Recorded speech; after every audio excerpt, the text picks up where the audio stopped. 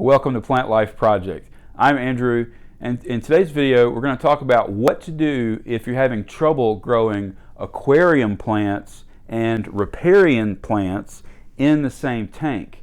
And I'll talk about how to select the right aquarium plants so that all of your plants are working together in a balanced system to you're spending less time on maintenance and more time enjoying your tank.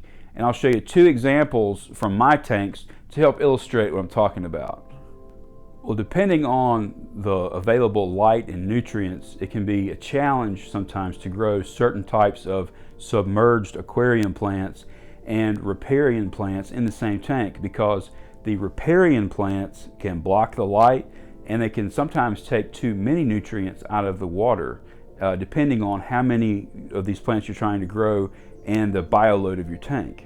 Submerged plants that feed directly from the water column, like Java fern or hornwort, elodia, kabamba, guppy grass, plants like these, they can sometimes struggle in a riparium because they have a hard time competing with plants like pothos or peace lily growing above the water for nutrients in the tank. Of course, this problem can vary greatly from tank to tank. You may be able to grow these plants I mentioned just fine in your setup.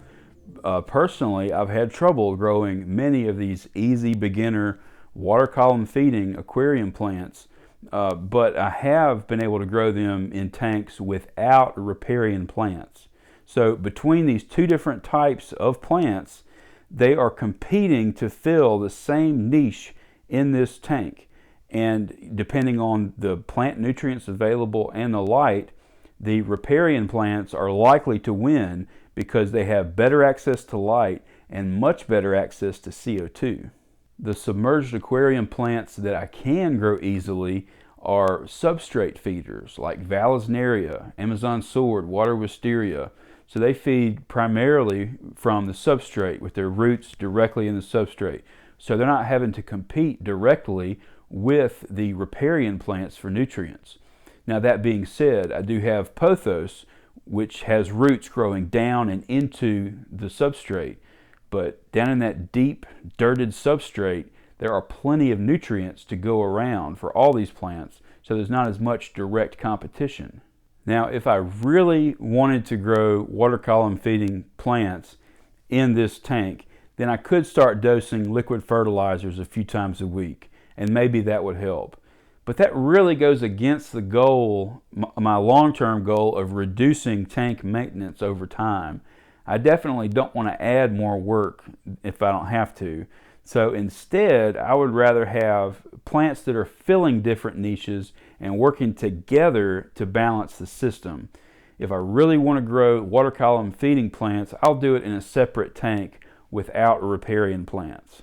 As I said earlier, you may have no trouble whatsoever growing these aquarium plants that I'm struggling with. You may have the right conditions. You may have less competition going on in your tank. But if you are struggling to grow a certain type of aquarium plant, then it could be that the niche that plant's trying to fill is already being dominated by a different type of plant. So consider the type of plants you have in your tank. And what niches are they trying to fill? How are they obtaining nutrients? And try to set your system up so that there is less direct competition between plants. So have some that feed from the water column, have some that feed from the substrate, and that will help create more balance. Also consider your light requirements. Now, if I have a riparian like this that has overhead lighting that's way up there, I may still need a light on my tank to make sure that these submerged aquarium plants are getting enough light. And among the submerged plants, there may be a taller species like Vallisneria that's overshadowing a smaller species underneath that actually requires more light. And so it's always going to be struggling, or if it even survives at all, down there. So you want to make sure that your selected plants are filling the different light niches as well, not just nutrient. And this gets more important the deeper that your tank gets and the taller that your riparian plants are. Now I want to share with you two different examples to help illustrate this plant layering that I'm describing.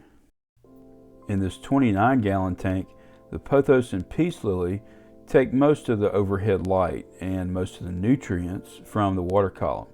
Underwater, I have tall plants like Amazon sword and Vallisneria taking a lesser amount of light and feeding from the substrate. And below them is water wisteria with an even lesser amount of light, also feeding from the substrate. And this tank has a deep substrate with a soil layer on the bottom, 5 years worth of snail and fish waste at varying levels of decomposition throughout the substrate layers. So there's plenty of nutrients to support all these substrate feeders, and each plant occupies a different light level. In the 75-gallon tank, this is a much deeper setup, much taller setup, and requires 2 separate light sources. All of these house plants, all these riparian plants, are occupying the first level of light and are mostly feeding from the water column. Under the second light source, underwater, I have more Amazon sword, but mostly Vallisneria, which has dominated this tank to the extent that I have to frequently thin it out. But underneath the val, notice that there are no plants because I don't have a plant right now that can handle such a small amount of light, and the Vallisneria domination would probably choke anything out. But notice that I have all these riparian plants and all this val, but I don't have to add any liquid fertilizers. So these 2 different dominant types of plants are feeding primarily from 2 separate nutrient sources.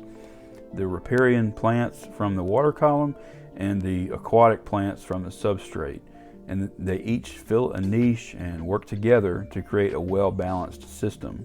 There's no filter even needed in this tank. No regular water changes, no gravel vacuuming. It is truly becoming a low-maintenance system. Be sure to research the plants you're wanting to use and try to select plants that fill different niches. And just don't worry about the ones that aren't growing well for you. Just be patient, consistent, keep trying plants until you find the ones that are working well in your setup. This will help keep the stress and the maintenance work down so you can enjoy your tank more. Well, thank you for joining me today. Let me know what you think about all this in the comments section. And until next time, remember, it's all about the plants.